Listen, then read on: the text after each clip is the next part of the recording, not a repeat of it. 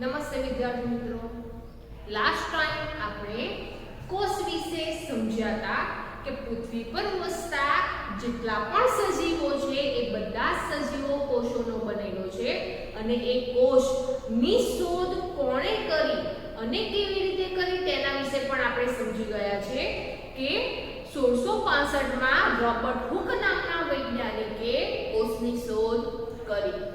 આ ઉપરાંત આ જે પણ કોષ છે એ કોષને ઈંટ સાથે સરખાવી શકાય છે। ત્યારબાદ જે મરઘીનું ઈંડું છે એ મરઘીનું ઈંડું એક જ કોષનું બનેલું છે, પરંતુ એનું કદ વધારે હોવાને કારણે તેને આપણે નરી આંખે જોઈ શકીએ છીએ, પરંતુ કોષની રચના એટલે કે કોષનું અવલોકન અને તેનો અભ્યાસ કરવા માટે માઇક્રોસ્કોપ એટલે કે સૂક્ષ્મદર્શક યંત્રનો ઉપયોગ કરવામાં આવે છે અને જ્યારે કોષનો અભ્યાસ કરવામાં આવે છે, તેનું અવલોકન કરવામાં આવે છે સૂક્ષ્મદર્શક યંત્રની અંદર, ત્યારે એ કોષની જે પણ સ્લાઇડ છે એમાં એ કોષને અભિરંજક કરવામાં આવે છે। આ બધું આપણે લાસ્ટ ટાઈમ સમજી ગયા છે, જેને કારણે પૃથ્વી પર વસતા જેટલા પણ સજીવો છે એ સજીવોનો આકાર અને કદમાં ભિન્નતા જોવા મળે છે। ઉપરાંત જે સજીવો છે એ સજીવોના અંગોમાં પણ તેમના અંગોનો આકાર, કદ અને કાર્યો જુદા જુદા જોવા મળે છે। તો વિદ્યાર્થી મિત્રો, પૃથ્વી પર વસતા જેટલા પણ સજીવો છે એ બધા સજીવો કોષોના બનેલા છે, પરંતુ આ જે પણ કોષોની સંખ્યા છે એ કોષોની સંખ્યા પૃથ્વી પર વસતા સજીવોમાં જુદી જુદી જોવા મળે છે।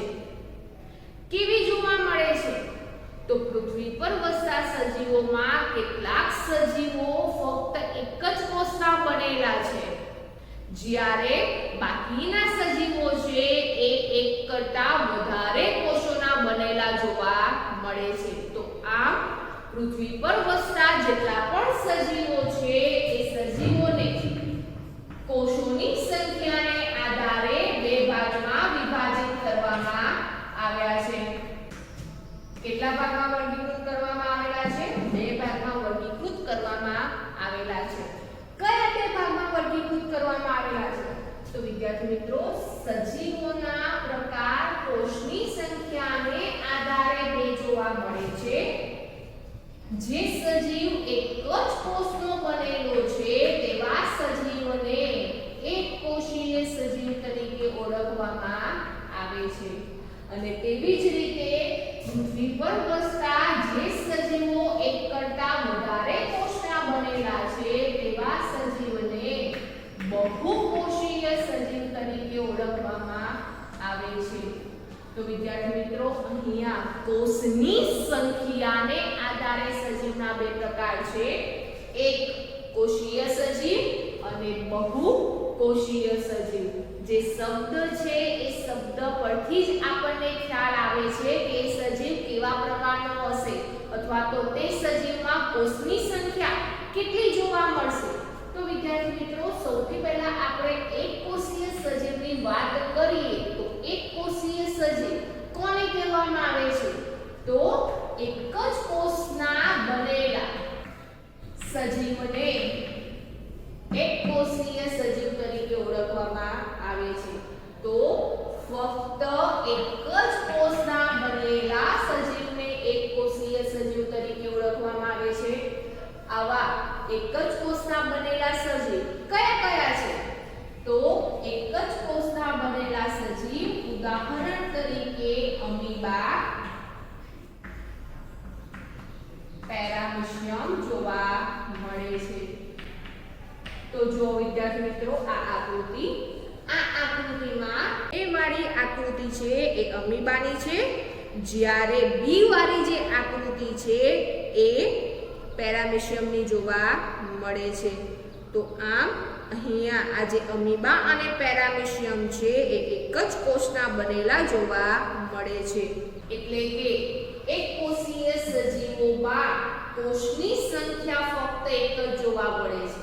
ઉપરાંત એમ પણ કહી શકાય કે જે સજીવો ફક્ત એક જ કોષ ધરાવતા હોય તેવા સજીવોને એકકોષીય સજીવ તરીકે ઓળખવામાં આવે છે. ઉદાહરણ તરીકે અમીબા, પેરામીશિયમ. આ ઉપરાંત વિદ્યાર્થી મિત્રો બહુકોષીય સજીવ કોને કહેવામાં આવે છે? તો તેનાથી ઉલટું બહુકોષીય. બહુ એટલે વધારે, કોષીય એટલે કોષો. તો વધારે કોષો ધરાવતા હોય અથવા તે વધારે કોષોના બનેલા હોય તેવા સજીવને શું કહીએ છીએ આપણે? બહુકોષીય સજીવ. તો એક કરતા વધારે કોષોના બનેલા સજીવોને બહુકોષીય સજીવ તરીકે ઓળખવામાં આવે છે. ઉદાહરણ તરીકે લઈએ પ્રાણીઓ. પ્રાણીઓમાં ઉદાહરણ લઈએ તો કૂતરું, બિલાડી, હાથી, વાઘ, ગાય, ભેંસ. જેટલા પણ પ્રાણીઓ છે એ પ્રાણીઓ કેટલા કોષના બનેલા છે? એક કરતા વધારે કોષના બનેલા છે, જેથી તેને બહુકોષીય સજીવ તરીકે ઓળખવામાં આવે છે. ઉપરાંત પ્રાણીઓમાં આપણે મનુષ્યનું પણ ઉદાહરણ લઈ શકીએ છીએ. એટલે કે આપણું પણ ઉદાહરણ લઈ શકીએ છીએ કે જેટલા પણ મનુષ્ય છે એ મનુષ્ય પણ બહુકોષીય સજીવ છે. એટલે કે મનુષ્યમાં લાખો અબજોની સંખ્યામાં કોષો જોવા મળે છે. આ ઉપરાંત વિદ્યાર્થી મિત્રો વૃક્ષ છે, વનસ્પતિ છે, એ વૃક્ષો પણ બહુકોષીય સજીવ છે. ઉદાહરણ તરીકે લીમડો, આંબો, સાલ જેવા જે પણ વૃક્ષો છે એ વૃક્ષો પણ બહુકોષીય સજીવ છે. તો આમ વિદ્યાર્થી મિત્રો આપણે ઊંચા વૃક્ષનું અવલોકન કરીએ કે પછી હાથીના શરીરનું અવલોકન કરીએ, બંનેમાં શું સામ્યતા છે? તો ઊંચા વૃક્ષનું કે હાથીના શરીરનું આપણે અવલોકન કરીએ તો આપણને એ જે પણ સજીવ છે એ સજીવ લાખો અબજો કરોડોની સંખ્યામાં કોષોનો બનેલો છે તેમ કહી શકીએ. એટલે કે ઊંચા વૃક્ષ લઈએ કે પછી નાના વૃક્ષ લઈએ, હાથી જેવા મોટા કદના પ્રાણી લઈએ કે બિલાડી જેવા નાના કદના પ્રાણી લઈએ, ઉંદર જેવા નાના કદના પ્રાણી લઈએ કે પછી કીડી જેવા નાના કદના પ્રાણી લઈએ, તેવા પ્રાણીઓમાં એક કરતા વધારે કોષો જોવા મળે છે, જેથી તેમને બહુકોષીય સજીવ તરીકે ઓળખવામાં આવે છે. તો આમ કોષોની સંખ્યાને આધારે સજીવોને બે ભાગમાં વિભાજિત કરવામાં આવ્યા છે. જે સજીવો ફક્ત એક જ કોષના બનેલા છે તેમને એકકોષીય સજીવ કહેવામાં આવે છે, અને જે કોષ છે અને જે સજીવો એક કરતા વધારે કોષોના લાખો કરોડો અબજોની સંખ્યામાં બનેલા છે તેવા કોષોને બહુકોષીય સજીવ તરીકે ઓળખવામાં આવે છે. આ ઉપરાંત વિદ્યાર્થી મિત્રો આ જે પણ બહુકોષીય સજીવ છે એ બહુકોષીય સજીવ જેટલા પણ કાર્યો કરે છે એ બધા જ કાર્યો એકકોષીય સજીવ કરે છે. આપણને ખબર છે કે જે પણ સજીવો છે એ સજીવો કયા કયા કાર્યો કરે છે? તો બહુકોષીય સજીવની વાત કરીએ તો સજીવો કયા કયા કાર્યો કરે છે? તો ઉદાહરણ તરીકે આપણે આપણું ઉદાહરણ લઈએ તો દિવસ દરમિયાન આપણે કયા કયા કાર્યો કરીએ છીએ? એટલે કે આપણા શરીરની અંદર રહેલા જે પણ અંગો છે એ અંગો કયા કયા કાર્યો કરે છે? તો ઉદાહરણ તરીકે ખોરાકનું ગ્રહણ, ત્યાર પછી પાચન, શ્વસન, ઉત્સર્જન, વૃદ્ધિ, પ્રજનન, પ્રજનન. આ જેટલા પણ કાર્યો છે એ બધા જ કાર્યો બહુકોષીય સજીવ કરે છે. તેવી જ રીતે આ બધા જ કાર્યો એકકોષીય સજીવ પણ કરે છે. કેવી રીતે કરે છે? તો વિદ્યાર્થી મિત્રો આપણે સૌથી પહેલા બહુકોષીય સજીવ વિશે સમજીએ તો બહુકોષીય સજીવ છે એ આ જેટલા પણ કાર્યો છે એ કાર્યો કરવા માટે જુદા જુદા અંગોનો ઉપયોગ કરે છે. એટલે કે ખોરાકનું ગ્રહણ કરવા માટે હાથનો ઉપયોગ કરીને એ ખોરાકનો કોળિયો મોંમાં મૂકે છે ત્યારે ખોરાકનું ગ્રહણ કરે છે. ત્યારબાદ ખોરાકનું પાચન કેવી રીતે થાય છે? તો ખોરાકના પાચન સાથે કેટલાક અંગો સંકળાયેલા છે, જેવા કે આપણે લાસ્ટ ટાઈમ સમજી ગયા છે કે મુખ, અન્નનળી, જઠર અને નાના આંતરડા જેવા ભાગો છે. એ ભાગો એ અંગોને પાચન અંગો તરીકે ઓળખવામાં આવે છે. એટલે કે એ અંગોમાં ખોરાકનું પાચન થતું જોવા મળે છે અને ખોરાકનું સંપૂર્ણ પાચન નાના આંતરડામાં થતું જોવા મળે છે. ત્યારબાદ એ જે પણ ખોરાક છે એ ખોરાક માંથી ઊર્જા મુક્ત થાય છે અને ઊર્જા મુક્ત થવાની જે ક્રિયા છે જેને શ્વસન તરીકે ઓળખવામાં આવે છે અને આ જે પણ શ્વસનની ક્રિયા છે એ કોષની અંદર થતી જોવા મળે છે.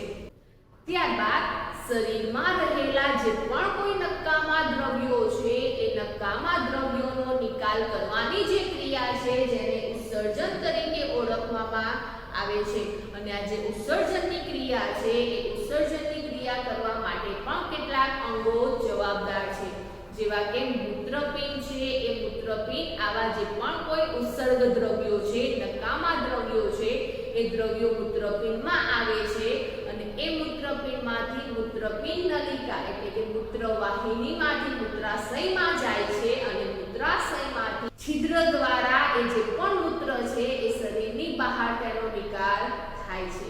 તેવી જ રીતે આપણે ખોરાક લઈએ છીએ એ પ્રમાણે શરીરની વૃદ્ધિ પણ થતી જોવા મળે છે. આ ઉપરાંત પ્રજનનની ક્રિયા કરે છે. આ ઉપરાંત બહુકોષીય સજીવો પ્રજનનની ક્રિયા કરે છે.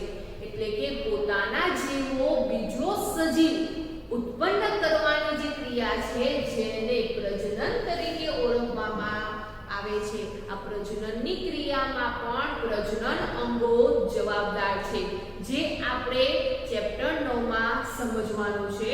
અને તેવી જ રીતે આપણે એક જગ્યાએથી બીજી જગ્યાએ જવા માટે એટલે કે પ્રજનન કરીએ છીએ, આપણા પગ દ્વારા પ્રજનન કરીએ છીએ. તો આમ બહુકોષીય સજીવો છે એ બહુકોષીય સજીવો આ જેટલા પણ કાર્યો કરે છે એ કાર્યો કરવા માટે કોણ જવાબદાર છે?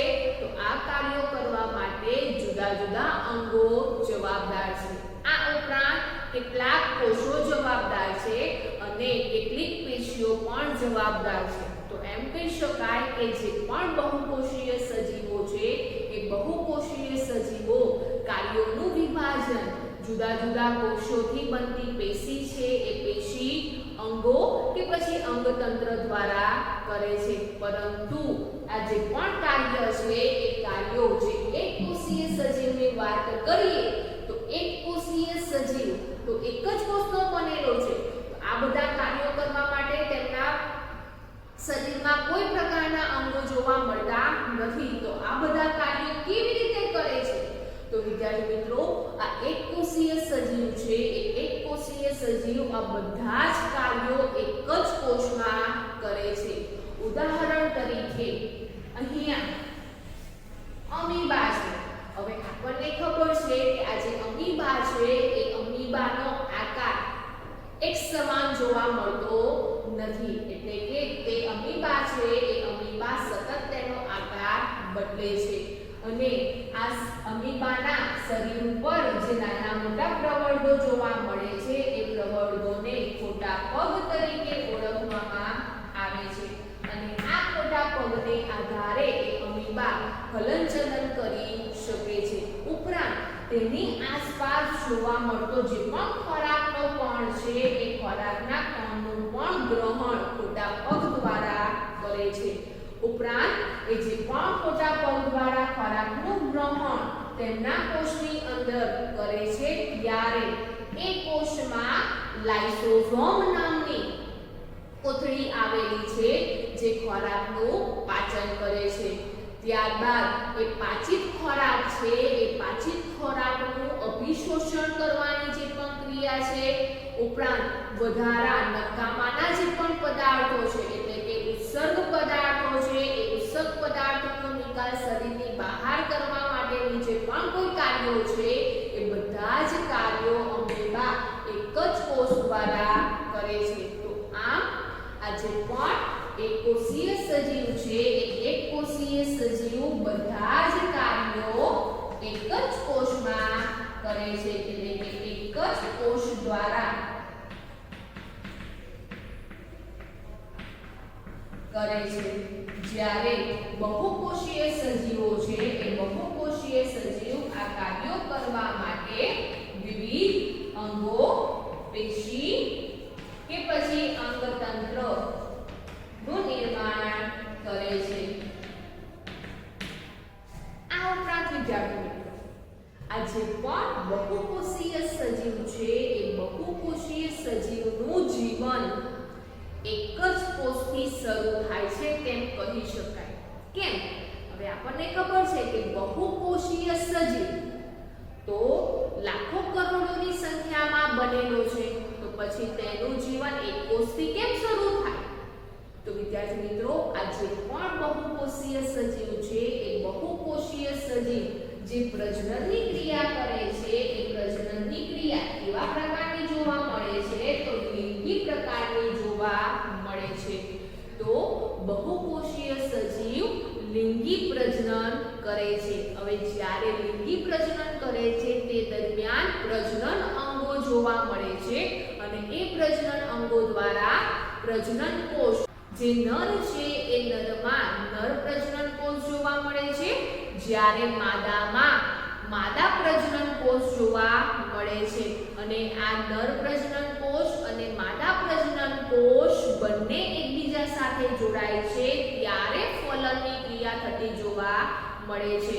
તો જ્યારે આ જે માદા પ્રજનન કોષ છે એ માદા પ્રજનન કોષ ફલન પામે છે ત્યારે એ કોષને ફલિતાંડ તરીકે ઓળખવામાં આવે છે. અને આ જે ફલિતાંડ છે એ ફલિતાંડ ફક્ત એક જ કોષનો બનેલો હોય છે. અને આ ફલિતાંડ છે એ ફલિતાંડમાં જે એક કોષ છે એ એક કોષનું વારંવાર વિભાજન થાય છે. એટલે કે એક કોષમાંથી બે કોષ બને છે, બે કોષમાંથી ચાર કોષ બને છે, એમ કોષોનું સતત વિભાજન થતું હોવાને કારણે એ જે પણ સજીવ છે એ સજીવોમાં વધારે પડતા કોષો જોવા મળે છે. પરંતુ અહીંયા આ જે બહુકોષીય સજીવ છે એ બહુકોષીય સજીવમાં જે ફલન ની ક્રિયા થઈને જે ફલિતાંડ બને છે એ ફલિતાંડ ફક્ત એક જ કોષનો બનેલો હોવાથી આપણે કહી શકીએ કે જે બહુકોષીય સજીવ છે એ બહુકોષીય સજીવનું જીવન ફક્ત એક જ કોષમાંથી શરૂ થતું જોવા મળે છે. ત્યારબાદ લાખોની સંખ્યા જોવા મળે છે પરંતુ તેમનું જીવન તો એક જ કોષથી શરૂ થાય છે. જ્યારે અહીંયા એક કોષીય સજીવ છે એ એક કોષીય સજીવમાં જે પ્રજનનની ક્રિયા છે એ પ્રજનનની ક્રિયા કેવા પ્રકારની જોવા મળે છે? તો પ્રજનનની જે ક્રિયા છે એ પ્રજનનની ક્રિયા અલિંગી પ્રકારની જોવા મળે છે. જેથી કરીને અહીંયા એક કોષીય સજીવ જે કોષ છે એ કોષનું વિભાજન થાય છે અને વિભાજન થવાને કારણે બીજો બાળ સજીવ ઉત્પન્ન થાય છે. એટલે કે એક કોષમાંથી એક સજીવમાંથી બે સજીવ ઉત્પન્ન થતા જોવા મળે છે. અને જે પણ નવા બાળ સજીવ છે એ નવા બાળ સજીવ જે એક કોષીય સજીવ છે જે પિતૃ સજીવ છે એ પિતૃ સજીવ જેવા જ જોવા મળે છે. તેમના દેખાવમાં કોઈ જ પ્રકારની ભિન્નતા જોવા મળતી નથી. પરંતુ અહીંયા જે બહુકોષીય સજીવ છે એ બહુકોષીય સજીવમાં લિંગી પ્રજનનની ક્રિયા થવાથી જે ઉત્પન્ન થતો નવો બાળ સજીવ છે એ નવો બાળ સજીવ પોતાના પિતૃ જેવો જોવા મળતો નથી. પોતાના પિતૃઓથી અલગ જોવા મળે છે પરંતુ તેમનામાં પિતૃઓના લક્ષણો જોવા મળે છે પરંતુ જે દેખાવ છે એ દેખાવ પિતૃઓ જેવો જોવા મળતો નથી. જેને કારણે બહુકોષીય સજીવ છે એ બહુકોષીય સજીવોનો આકાર, દેખાવ, કદ જુદા જુદા પ્રકારનો જોવા મળે છે, જ્યારે એક કોષીય સજીવમાં આપણને કેવો જોવા મળે છે, તેનો દેખાવ એક સરખો જોવા મળે છે. તો આ કોષોની સંખ્યાને આધારે સજીવોને બે ભાગમાં વિભાજિત કરવામાં આવે છે. ત્યારબાદ આપણે કોષોનો આકાર વિશે વાત કરીએ. કોષોની સંખ્યા વિશે આપણે વાત કરી. હવે કોષોના આકાર વિશે વાત કરીએ તો તે માટે અહીંયા જો આકૃતિ, આ આકૃતિ અમીબાની છે. હવે આ જે અમીબા છે એ અમીબા તમને કેવા આકારનો જોવા મળે છે, તમે તેનો આકાર નક્કી કરી શકો છો? તો ના વિદ્યાર્થી મિત્રો, અહીંયા આ જે અમીબા છે એ અમીબાનો આકાર નક્કી કરી શકાતો નથી. કેમ? તો આ જે અમીબા છે એ અમીબા કેવા પ્રકારનો જોવા મળે છે? તો હમણાં જ આપણે આકૃતિ દ્વારા સમજી ગયા કે આ જે અમીબા છે એ અમીબા આપણને અનિયમિત આકારનો જોવા મળે છે. કેમ? તો આ જે પણ અમીબા છે એ અમીબા તેનો આકાર જે છે એ આકાર સતત બદલે છે, જેને કારણે તેનો કોઈ નિશ્ચિત આકાર જોવા મળતો નથી. માટે આપણે અમીબાનો આકાર નક્કી કરી શકતા નથી. આ ઉપરાંત આ જે અમીબા છે એ અમીબાના શરીરની બહાર આ જે લંબાઈ ધરાવતા પ્રવર્ધો છે એ પ્રવર્ધોને શું કહેવામાં આવે છે? તો આ જે શરીરની બહાર જોવા મળતા જે પ્રવર્ધો છે એ પ્રવર્ધોને ખોટા પગ તરીકે ઓળખવામાં આવે છે. અને આ જે ખોટા પગ છે એ ખોટા પગ ને કારણે અમીબાનો જે આકાર છે એ આકાર કેવો જોવા મળે છે? સતત બદલાતો જોવા મળે છે. કેમ?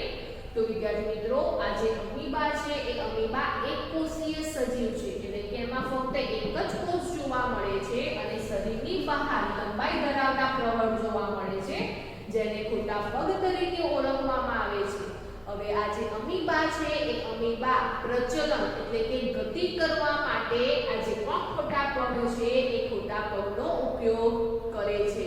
તો જ્યારે ગતિ કરવા માટે ખોટા પગનો ઉપયોગ કરે છે તે વખતે પણ અમીબાના આકારમાં ફેરફાર થતો જોવા મળે છે. ઉપરાંત એ અમીબાની આસપાસ કોઈ ખોરાકનો કણ જોવા મળે તો એ ખોરાકના કણને ગ્રહણ કરવા માટે પણ આ ખોટા પગનો ઉપયોગ કરે છે. અને એ ખોટા પગનો ઉપયોગ કરે છે તે દરમિયાન આ જે પણ અમીબા છે એ અમીબા આ પ્રકારનો આકાર ધરાવે છે અને ખોટા પગો દ્વારા એ ખોરાકના કણને શરીરની અંદર દાખલ કરે છે. તો આમ અમીબા છે એ અમીબા ખોટા પગ દ્વારા ગતિ પ્રદાન કરે છે, એટલે કે પ્રચલનની ક્રિયા પોતાના ખોટા પગ દ્વારા કરે છે. ઉપરાંત ખોરાક ગ્રહણની ક્રિયા પણ પોતાના ખોટા પગ દ્વારા કરે છે, જેને કારણે અમીબા છે એ અમીબાનો આકાર ચોક્કસ જોવા મળતો નથી, નિશ્ચિત જોવા મળતો નથી, પણ કેવો જોવા મળે છે? આપણને સતત આકાર બદલતો હોવાને કારણે તેનો આકાર અનિયમિત જોવા મળે છે. તેવી જ રીતે વિદ્યાર્થી મિત્રો, આપણે મનુષ્યના શ્વેતકણની વાત કરીએ. હવે આ જે પણ મનુષ્ય છે એ મનુષ્યમાં રુધિરકોષો જોવા મળે છે. એ રુધિરકોષો જુદા જુદા પ્રકારના છે.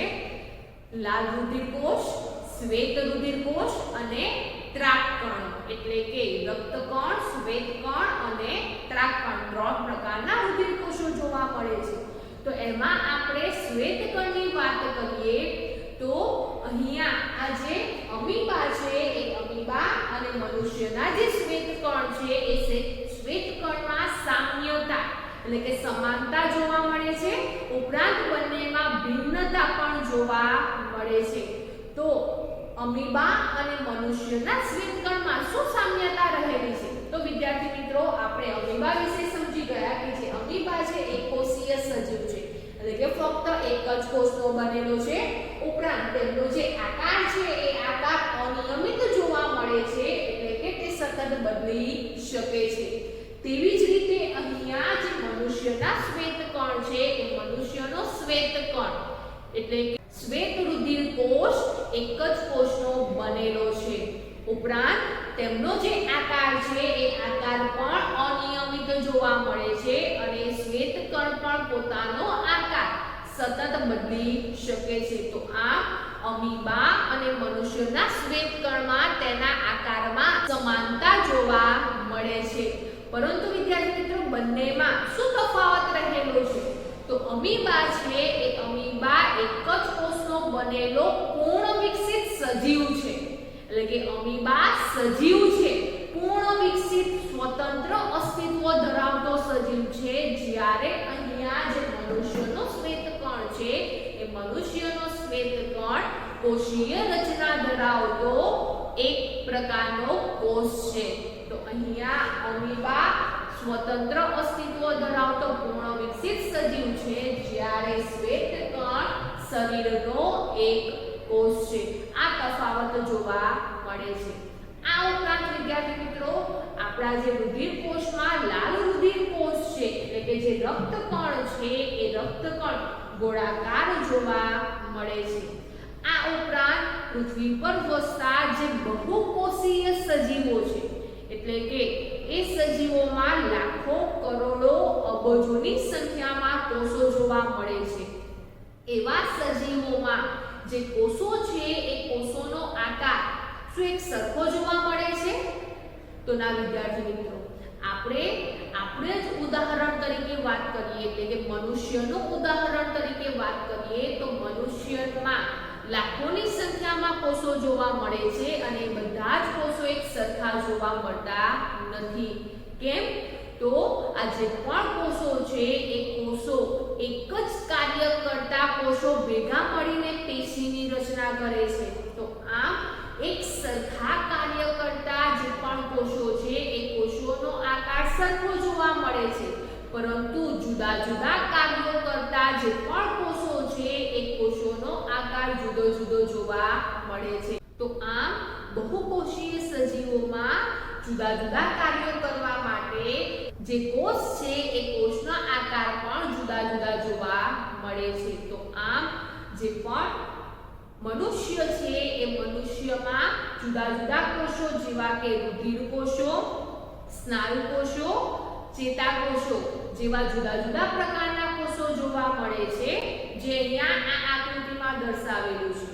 અહીંયા આ જે આકૃતિ છે એ આકૃતિમાં જે જે લાલ રંગના ગોળાકાર કોષો જોવા મળે છે એ રક્તકણ એટલે કે રુધિર, લાલ રુધિર કોષો છે. ત્યારબાદ બીમાં જે આપણને છેડાના ભાગેથી અણીવાળા કોષો જોવા મળે છે એ કોષો સ્નાયુ કોષો છે અને ત્રાકાકારના જોવા મળે છે, જેમાં વચ્ચેની તરફ કાળા રંગનું નાનું એવું ટપકું જોવા મળે છે જે એ કોષનું કોષ કેન્દ્ર છે. અને તેવી જ રીતે સીમાં લાંબો શાખિત ચેતાકોષ જોવા મળે છે. એટલે કે આ જે ચેતાકોષ છે એ ચેતાકોષમાં નાના મોટા પ્રવર્ધો જોવા મળે છે અને કેવા પ્રકારનો જોવા મળે છે? એક કરતાં વધારે શાખાઓ ધરાવતો જોવા મળે છે, એટલે કે શાખિત છે અને લાંબો છે. આ જે ચેતાકોષ છે એ ચેતાકોષો સંદેશો પ્રાપ્ત કરી તેનું વહન એક જગ્યાએથી એટલે કે એક ભાગથી બીજા ભાગ તરફ વહન કરાવે છે, જેના દ્વારા શરીરમાં સંકલન તેમજ સંનિયમનનું કાર્ય કરે છે. તો આમ શરીરમાં જુદા જુદા કાર્યો કરવા માટે જે તે કોષનો આકાર જુદો જુદો જોવા મળે છે અને એ આકાર કેવો જોવા મળે છે? તો કેટલાક કોષ ગોળાકાર જોવા મળે છે, કેટલાક કોષો ચપટા જોવા મળે છે, કેટલાક કોષો લાંબા જોવા મળે છે, ઉદાહરણ તરીકે ચેતાકોષ. ત્યારબાદ શાખિત કોષો એક કરતાં વધારે શાખાઓ જોવા મળે છે. તેવી જ રીતે ત્રાકાકાર આકારના જોવા મળે છે, નળાકાર આકારના જોવા મળે છે અથવા તો કેટલાક કોષ અનિયમિત આકારના પણ જોવા મળે છે, જેમ કે મનુષ્યના શ્વેતકણ જે અનિયમિત આકાર ધરાવે છે. તો આમ બહુકોષીય સજીવોમાં જુદા જુદા કાર્યો કરવા માટે જે તે કોષ જવાબદાર છે એ કોષોનો આકાર પણ જુદો જુદો જોવા મળે છે. ત્યારબાદ વિદ્યાર્થી મિત્રો, આ જે તે કોષ છે એ કોષનો કયો ભાગ કોષનો આકાર પ્રદાન કરે છે? એટલે કે કયા ભાગથી કોષોનો આકાર જુદા જુદા પ્રકારના જોવા મળે છે? તો વિદ્યાર્થી મિત્રો, જે કોષ છે એ કોષમાં જુદા જુદા પ્રકારના એક કરતાં વધારે ભાગો જોવા મળે છે અને આ જે જુદા જુદા ભાગો છે એ ભાગો પટલ દ્વારા ઘેરાયેલા હોય છે. તો આ જે પટલ છે એ પટલ પ્રાણીઓ અને વનસ્પતિના જે કોષ છે એ કોષનો આકાર પ્રદાન કરે છે. આ ઉપરાંત જે વનસ્પતિનો કોષ છે એ વનસ્પતિના કોષને વનસ્પતિ કોષ તરીકે ઓળખવામાં આવે છે અને પ્રાણીના કોષને પ્રાણી કોષ તરીકે ઓળખવામાં આવે છે. તો આમ જે પણ કોષ છે એ કોષમાં જે પટલમય રચના જોવા મળે છે જેના દ્વારા કોષનો આકાર નક્કી થતો જોવા મળે છે.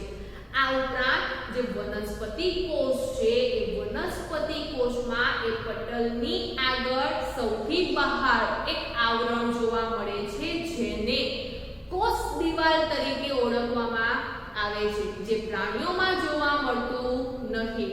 તો વનસ્પતિ કોષમાં પટલમય ભાગની આગળ સૌથી બહારના આવરણમાં કોષ દિવાલ જોવા મળે છે, જે એ વનસ્પતિ કોષ છે એ વનસ્પતિ કોષને આકાર પ્રદાન કરે છે. તો વનસ્પતિ કોષમાં કોષ દિવાલ છે એ કોષ દિવાલ કોષનો આકાર અને તેને દ્રઢતા આપવાનું કાર્ય કરે છે.